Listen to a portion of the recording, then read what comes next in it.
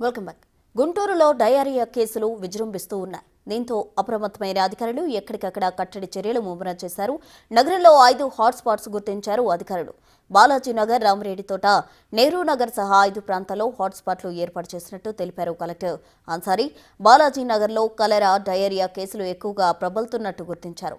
ప్రస్తుతం బాలాజీనగర్లో వాటర్ పరిస్థితి ఎలా ఉంది, మున్సిపాలిటీ ట్యాంక్ దగ్గర ఎలాంటి చర్యలు చేపడుతున్నారనే దానిపై మా ప్రతినిధి సాయి శంకర్ మరింత సమాచారం అందిస్తారు.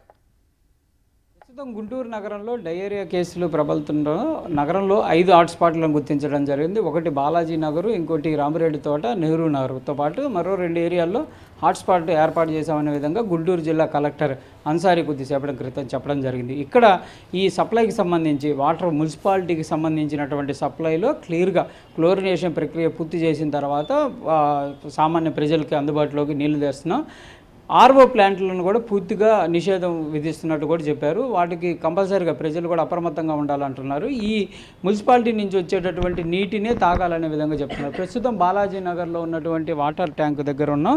ఎవ్రీడే కూడా ఎల్బీ నగర్లో ఉన్నాము. ప్రస్తుతం ఇక్కడి నుంచే వాటర్ సప్లై అవుతుంది ఈ ఏరియా అంతా కూడా. ఇక్కడ మనం ఈ ట్యాపు ఏదైతే పైనుంచి వచ్చిన తర్వాత దీని నుంచి శాంపిల్స్ కలెక్ట్ చేస్తారు ఎవ్రీడే.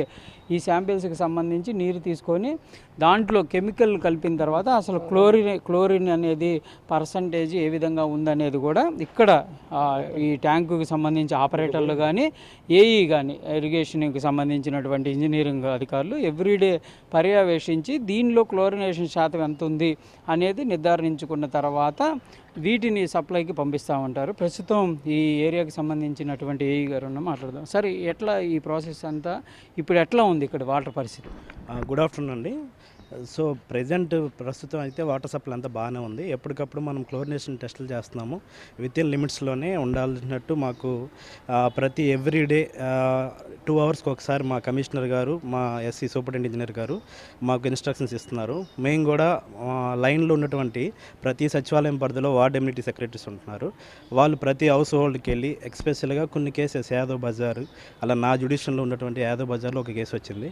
ఆ లైన్ వరకు సపరేట్గా డిస్ట్రిబ్యూషన్ లైన్ గురించి కాకుండా వాటర్ ట్యాంక్ని ప్రొవైడ్ చేశాము.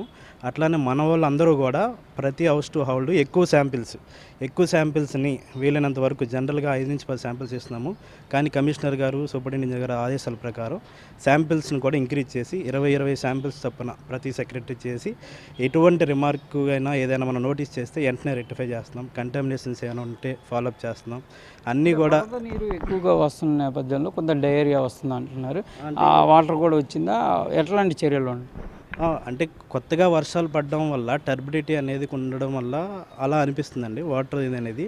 కానీ మన మున్సిపాలిటీ వాళ్ళు పైన హెడ్ వాటర్ వర్క్స్ నుంచే బాగా ఎక్కువ ట్రీట్మెంట్ దాంట్లో బాగా ఎక్కువ ప్రయారిటీగా తీసుకొని ప్రస్తుతం మనకి రిజర్వేర్స్కి వచ్చేసరికి సరైన మోతాదులో క్లోరిన్ ఉండేటట్టునే పంపిస్తున్నారు. మనం కూడా ఇక్కడ యాడ్ చేసుకొని సరైన మోతాదులో క్లోరిన్ యాడ్ చేసి డిస్ట్రిబ్యూషన్ చేస్తున్నాం. అయితే కొత్త నీరు అవ్వడం వల్ల అందరూ కాచి వేడి చేసుకొని తాగాల్సిందిగా కోరుకుంటూ ప్రజలకు కూడా అవగాహన కల్పిస్తున్నామండి. త్రూ వెహికల్ ద్వారా కూడా GMC commissioner sir through vehicle ద్వారా అనౌన్స్మెంట్స్ కూడా చేస్తున్నాము. అలానే కొన్ని స్పాట్ ఏరియాస్ అనేవి ఐడెంటిఫై చేయడం జరిగిందండి ఈరోజు మా కమిషనర్ గారు ఆదేశాల ప్రకారం. అలానే సూపరింటెండెంట్ ఇంజనీర్ గారు వెంటనే మాకు డైరెక్ట్గా కాంటాక్ట్ అయ్యి ప్రతి ఈచ్ అండ్ ఎవ్రీ 1 అవర్ మా దగ్గర నుంచి రిపోర్ట్ తీసుకుంటున్నారు. మేము కూడా డైరెక్ట్గా ఏదైతే జీజీహెచ్లో కేసు నమోదవుతుందో త్రూ మా ఏఎన్ఎం, మా కమిషనర్ ఛాంబర్స్ నుంచి వచ్చే డేటా ప్రకారంగా మేమే డైరెక్ట్గా హౌస్ హోల్డ్స్కి వెళ్ళిపోతున్నాము. హౌస్ హోల్డ్స్కి వెళ్ళిపోయి వచ్చిన ఇళ్ళ దగ్గర ఏమన్నా పరీక్షలు చేశారా? ఏమన్నా కంటామినేషన్ ఉన్నట్లు వచ్చిందా, లేకపోతే ఎట్లా? మన దగ్గరకు వచ్చినటువంటి ఆల్రెడీ ఒక 4 కేసెస్ వచ్చినాయండి. ప్రతి హౌస్ హోల్డ్కి వెళ్ళాము. ప్రతి హౌస్ హోల్డ్లో మనకు ఉండాల్సినటువంటి 0.2 to 0.5 ఏదైతే క్లోరినేషన్ రెసిడ్యూలు ఉండాలో అది కంపల్సరీగా మెయింటైన్ అవుతుంది. అయితే ఆ పేషెంట్స్ అవుట్ సైడ్ ఫుడ్ తినడం వల్ల ఈ ఎఫెక్ట్ జరిగినట్టు జీజీహెచ్ రిపోర్ట్స్ కూడా చెప్తున్నాయి. అయినా సరే మనం ఎంటైర్ ఆ లైన్ కూడా ఎటువంటి కంటామినేషన్స్ కానీ ఏమైనా ఉన్నాయోనని వెరిఫై చేసుకుంటున్నాం. ఎప్పటికప్పుడు టెస్టులు చేసుకుంటున్నాం. ప్రస్తుతం ఎటువంటి ఇబ్బంది లేదు. ఇక్కడ నుంచి ఎన్నింటికి సప్లై జరుగుతుంది? ఎన్ని హౌస్కి ఇక్కడ సప్లై ఉంటుంది? సో దాదాపు ఇక్కడ 3 ఎలక్షన్ వార్డులు కవర్ అవుతాయండి నా జ్యుడిషియల్స్ వరకు. సో ఒక్కొక్క వార్డ్స్లో 521 అలా ఉన్నాయండి. పాపులేషన్ అరౌండ్ 2300 వరకు ఉంది. యాదవ్ స్కూల్స్, యాదవ్ బజార్ అనే ఏరియాలో మనకి ఇప్పుడు కొద్ది కేసెస్ అనేవి నమోదవుతున్నాయి.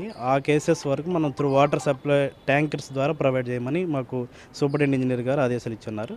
సో ఈ రోజు ఈవినింగ్ నుంచి వాళ్ళకి ట్యాంకర్ ద్వారానే వాటర్ సప్లై చేస్తాం. సార్ ఇప్పుడు శాంపిల్ తీశారు కదా, ఈ శాంపిల్లో ఎంత పర్సంటేజ్ క్లోరినేషన్ ఉంటే వాటర్ సప్లై జరిగే అవకాశాలు ఉంటాయి? సార్ ఇది యాక్చువల్గా మనకి యాజ్ పర్ WHO నామ్స్ ప్రకారం 0.2 to 0.5 రెసిడ్యువల్ క్లోరిన్ ఉంటే సరిపోతుందండి. సో ఇప్పుడు మనకి ఇది 0.5 to 1 ppm వరకు ఉందండి. క్లోరిన్ అనేది ఎక్కువగా ఉన్నా కూడా ఇబ్బంది ఉంటాయా? సో మరీ ఎక్కువగా ఉన్నా సరే ఇబ్బంది ఉంటుందండి. కాకపోతే ఏమవుతుందంటే ఉన్న వాటర్ డ్యూరింగ్ టైల్ ఎండ్ పాయింట్కి వెళ్ళేసరికి మనకి ఉన్న వాటర్తో బ్యాక్టీరియాతో ఫైట్ చేసి దాన్ని ఎవాపరేట్ అవుతుంది ఆటోమేటిక్గా. టైల్ ఎండ్ పాయింట్కి వెళ్ళేసరికి క్లోరినేషన్ ఉండదు అని మనం కొంచెం ఇంక్రీజ్ చేసి పెడతాము. సో ఇక్కడ మనం 2.5 అలా పెడితే మన టైల్ ఎండ్కి వచ్చేసరికి 0.2 to 0.5 మినిమం 0.2ని మెయింటైన్ చేస్తాం. ఈ మధ్య కాలంలో ఏమైనా మార్పు ఉందా? అంటే అది గతంతో పోలిస్తే ఈ కేసులు అనేది కొంచెం ప్రచారం జరుగుతున్న నేపథ్యంలో మీరు ఏమన్నా గుర్తించారా వాటర్లో చేంజ్లు కానీ ఏమన్నా? సో అంటే వాటర్ నుంచి ఎటువంటి ప్రాబ్లం లేదు సార్. కాకపోతే కొత్తగా వర్షాలు పడడం, ఈ వర్షాల వల్ల టర్బిడిటీ అనేది వస్తుంది కాబట్టి ఇది సీజనల్ డిసీజ్గా ఉంటుంది కాబట్టి వాటర్ ద్వారా వచ్చే అవకాశం ఉన్నది కాబట్టి ఎక్కువ ఫోకస్ అనేది చేస్తున్నామండి. సో స్టిల్ నౌ ఎటువంటి వాటర్ ద్వారా వచ్చే కేసు అనేది ఏం లేదు. So in case seasonal time కాబట్టి ఎక్కువ priority number of samples increase చేసి కమిషనర్ గారు, సూపరింటెండెంట్ ఇంజనీర్ గారు ఏంటంటే ఛాన్సెస్ ఉన్నాయి కాబట్టి ఎక్కువ ఓవర్ ప్రయారిటీగా తీసుకొని ఎక్కువ శాంపిల్స్ తీయడం, ఎక్కువ ఫోకస్ చేయడం చేస్తాను. ప్రధానంగా కలెక్టర్ కొద్దిసేపటి క్రితం క్లియర్గా చెప్పారు, మున్సిపాలిటీ సప్లై నుంచే వాటర్ తీసుకోండి, ఆర్ఓల దగ్గర తాగొద్దు అంటున్నారు. ఇక్కడికి వచ్చే వాళ్ళకి ఏమైనా ఛార్జ్ చేస్తారా? ఫ్రీగా ఇచ్చే అవకాశం? ఇక్కడికి వచ్చే వాళ్ళకి ఫ్రీగానండి, ఛార్జెస్ ఏం చేయట్లేదు ప్రజెంట్. ఎందుకంటే మనకి సిచ్యువేషన్ ఉంది కాబట్టి. రెండోది ఏంటంటే వాటర్ ప్లాంట్స్ నుంచి చాలామంది వాటర్ తాగి కేసెస్ కూడా అవుతున్నాయి. అయితే మా ఇంజనీర్ గారు, సూపరింటెండెంట్ ఇంజనీర్ గారు నిన్న టెలికాన్ఫరెన్స్ ద్వారా మా వార్డ్ ఎమ్యూనిటీ సెక్రటరీస్ ద్వారా వాళ్ళ సచివాలయం పరిధిలో ఉన్నటువంటి వాటర్ ప్లాంట్స్ని శాంపిల్స్ తీసుకొని మనం రీజనల్ ల్యాబొరేటరీకి ఇచ్చామండి ఆల్రెడీ. సో ఏ ప్లాంట్లోనైనా సరే మనకి రిమార్క్స్ కనిపిస్తే వెంటనే సీజ్ చేయడం కానీ మా ఉన్నతాధికారులకు తెలియజేయడం కానీ జరుగుతుంది. ఏమైనా గుర్తించారా? ప్రెజెంట్ ఇంకా రిపోర్ట్స్ రాలేదండి. అన్ని శాంపిల్స్ని సబ్మిట్ చేయడం జరిగింది. ఈ పరిధిలో సో నా పరిధిలో ఒక 6 వాటర్ ప్లాంట్స్ ఉన్నాయి నా జ్యుడిషియల్లో. అనాథరైజ్డ్కి అసలు అధికారులు తెలియకుండా ఇళ్ళ దగ్గర నడిపే ఉంటాయి, వాళ్ళ పరిస్థితి? సార్ అంటే ప్యారలల్గా ఫుడ్ సేఫ్టీ వాళ్ళు కూడా చేస్తున్నారు. వాళ్ళు కొన్ని మీకు లైసెన్స్ లేదని గుర్తించి ఉన్నారని చెప్పి ఉన్నారండి. సో వాళ్ళ వరకు ఏంటంటే మనం ఈ శాంపిల్ రిపోర్ట్స్ ఎంత తేడా వచ్చినా సరే లోకల్గా ఉన్న శానిటరీ సెక్రటరీస్ వాళ్ళు ట్రేడ్ లైసెన్స్ అనేవి ఇస్తూ ఉంటారు. అలాంటి ఏమైనా అనధికారికంగా ఉంటే వెంటనే సీజ్ చేస్తారు. ఇది ప్రధానంగా ఎల్బీ నగర్లో ఉన్నటువంటి పరిస్థితి. ఇక్కడైతే వాటర్ ప్రస్తుతం టెస్టింగ్ కూడా జరిగింది, వాటర్ కూడా తాగేటటువంటి పరిస్థితికి దగ్గరగానే ఉంది. కాకపోతే ఇవైనా కూడా కంపల్సరీగా కాచి చల్లార్చిన తర్వాతే తాగాలనే విధంగా కూడా అధికారులు అయితే స్పష్టంగా చేస్తున్నారు. ఎందుకంటే మున్సిపాలిటీ సప్లై అనేది క్లియర్గా చేస్తున్నాము, ఎక్కడో వెళ్ళి ఆర్ఓ ప్లాంట్లో డబ్బులు పెట్టి కొనుక్కోవాల్సిన పరిస్థితి లేదు, ఇక్కడికి వచ్చి వాటర్ తీసుకోవచ్చు, లేకపోతే ట్యాంకుల ద్వారా కూడా సరఫరా చేస్తామనే విధంగా అధికారులు అయితే చెప్తున్నటువంటి పరిస్థితి ఉంది. ఏదైనప్పటికీ కూడా డయేరియా నేపథ్యంలో కొంత ప్రజలు కూడా అప్రమత్తంగా ఉండాలనేది అధికారులు చెప్తున్నారు. ప్రస్తుతం ఇలాంటి పరిస్థితి అయితే కనిపిస్తుంది. కెమెరామెన్ వలీతో సాయి శంకర్, గుంటూరు, బాలాజీ నగర్.